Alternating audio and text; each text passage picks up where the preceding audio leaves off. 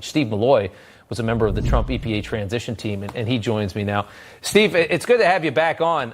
The government uses these manufactured crises to get what they really want. They're telling us right now that climate change is through the roof, and that the only answer is to socialize the country, send all your money to the government, let them spend it how they see fit, or else we're all going to die in 10 years. What do you say to people that believe, and they see all this evidence they believe indicates that the Earth is getting warmer because we're all driving around in our cars? Well, so thanks for having me back, Rob. Yeah. So we are told that every emission warms the planet, and that, in fact, emissions drive warming.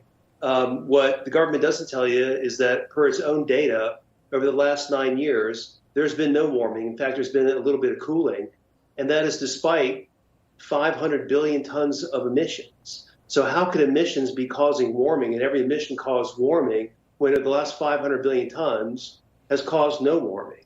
And it's because emissions don't cause warming, they don't drive warming, they have nothing to do with warming. Over the last 40 years, we've been warming, but it's because of a series of El Niños, which are these weather phenomena out in the Pacific that warm up the ocean, put a lot of water vapor in the air. It's not our fault. We don't control it. We can't do anything about it. And the temperature goes slightly up. So over the last 9 years, there's been no warming. We're looking at a new El Nino.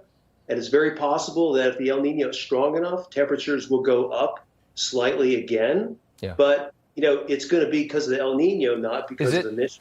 Is it true that when you widen out, I mean, this planet's been here for billions of years.